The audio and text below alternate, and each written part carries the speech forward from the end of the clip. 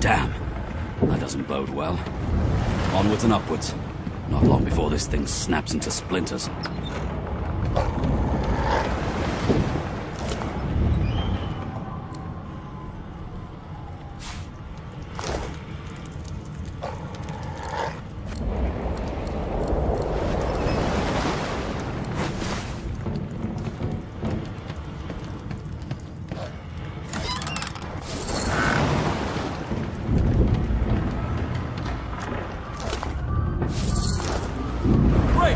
Something's pounding on the hull! The marking on the door was painted recently, judging from its pungent scent. You recognize the symbol immediately for what it is, a warning of death fog within. You press your palm against the door to open it. The wood feels neither cold nor warm, but simply grey. The color drains from your hand, and you are left numb. It doesn't budge.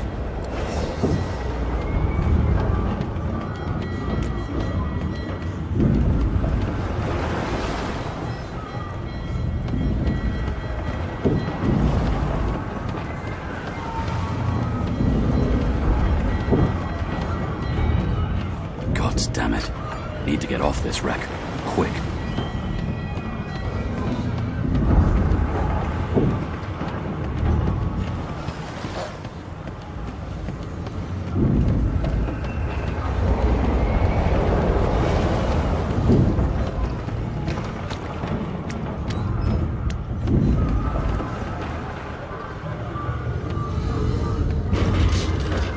By the gods, I need to get off this ship.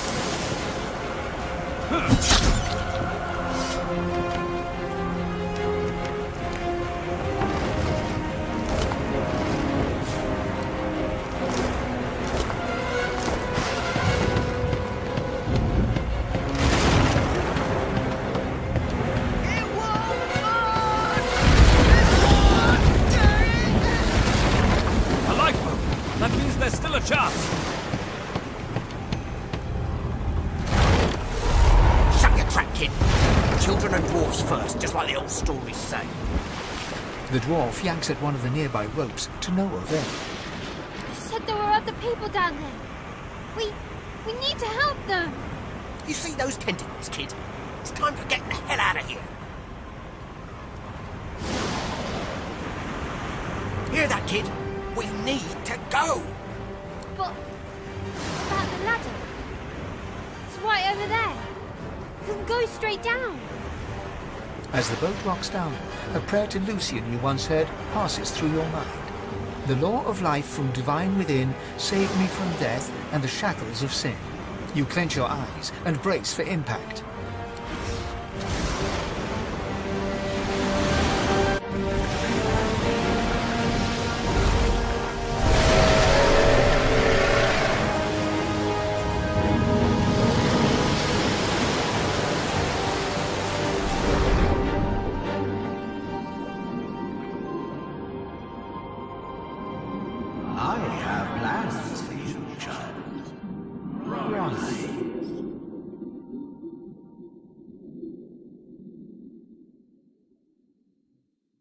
Honorable Dallas, we lost a ship sailing sorcerer prisoners to Fort Joy.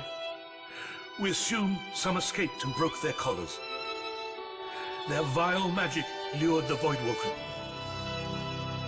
All who were aboard are presumed dead. Yours faithfully into eternity. High Judge Orivan.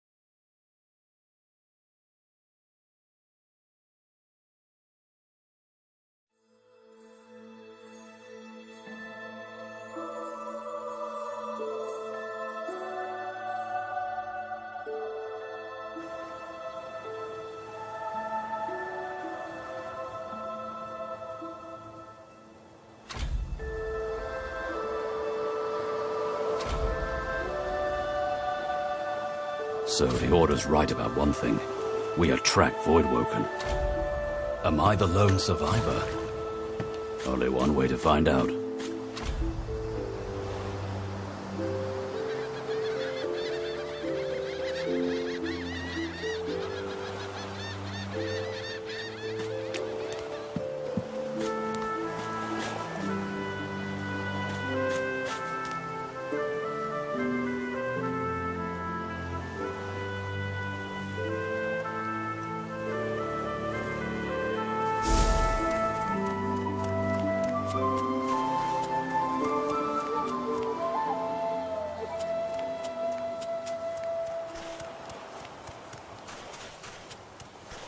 Voidwoken. Those are the same beasts that sank our ship. Damn. They made it to shore.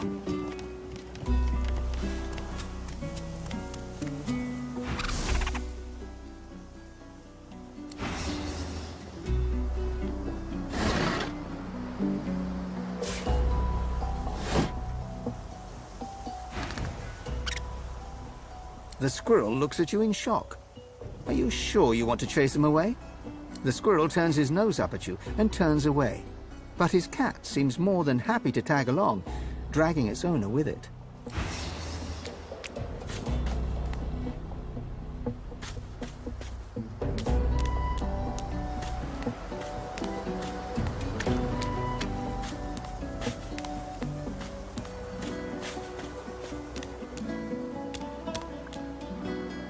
You spot a strange lizard gazing over the water with a steady, malcontent stare.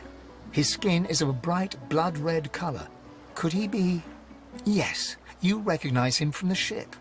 It would seem you're not the only one who survived the tentacles of the deep. The lizard turns about with the graceful ease of a dancer, or a duelist. You lock eyes with his, two smouldering embers that sizzle your very soul. You're glad, are you? How very curious. For word has reached me through a very sour grapevine indeed, that you turned your back on your fellow passengers, left us to fend for ourselves. So much easier, isn't it, to look out for oneself alone? Of course I did. Takes more than some oversized cuttlefish to get the better of me. Besides, you'll find I wasn't complaining, I was making a point. About oneself. Alone. So, if there's nothing further... I'm sure I don't mean to sound condescending, but I had thought it quite self-evident I was gazing out over the waves. He sighs dramatically. Tell me, what do you see when you cast your glance over this ocean? Memories. Quite so. He looks out over the water once more, and so do you. A few tranquil moments pass as the waves lap against your thoughts. As for myself, when I consider this vast expanse before us, I see an empire. I see continents dotted with mighty cities. And shimmering along the soft curve of the sea's horizon, I picture the palaces that formed my paradise. Of course, it's rather specific. Quite obviously, I'm musing over the very actual empire that I lost. Suddenly, having all the air of being deeply offended, he stares at you with utter incredulity. Well, don't just stand there gawking like an ape at an abacus. Or do you really mean to tell me you don't know who I am? Oh, May the Seven have mercy on their own creation. I am the Red Prince, the All-Conqueror, the World-Tamer, the spouse of the Sun. Of course you know me. There's a brief moment's pause, during which his grandiloquent pose deflates ever so slightly. That said, I suppose I must own up to the fact that I find myself rather in between all-conquering and world-taming opportunities at the moment. The grandeur that is my fate has hit a bit of a snag. Truly. A kind offer indeed. Even if it comes from the very person that left me and others to rot on a sinking ship. You do look able, though. Despite your selfish tendencies. Tendencies to which I'm no stranger, truth be told. Fine, I accept. On one condition. For reasons I'll not disclose right now, it is imperative that I should meet with a dreamer, one of the mystics of my kind. I've reason to believe one of them may be present on this island. Promise me, jolly good. So, now that that's settled, first things first. Even if you are as versed in the art of eloquence as I am, that our swords will be doing a lot of the talking from here on out goes without saying. As a born fighter, I prefer the perfection of the blade myself. But I'm well acquainted with the secrets of magic, and yes, even subterfuge. Very well. Onwards, then, to victory or death. The Red Prince nods and gives you a smile that wavers ever so delicately between courtesy and contempt. Now, as you're aware, you'll be travelling with a prince. Proper forms of address include Your Majesty, Your Royal Highness, or if you're feeling particularly frivolous, Milord. As your luck would have it, I seem to be fresh out of luggage, so you won't be required to carry my belongings.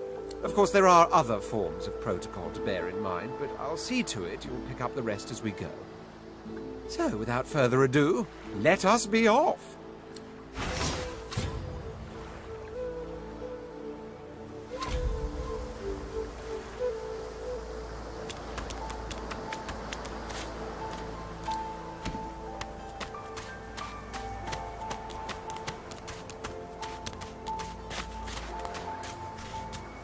A black cat. A herald of wisdom in my homeland. How fortuitous. 1, 2, I'm good at the crew. 3, 4, pretty shells on the shore.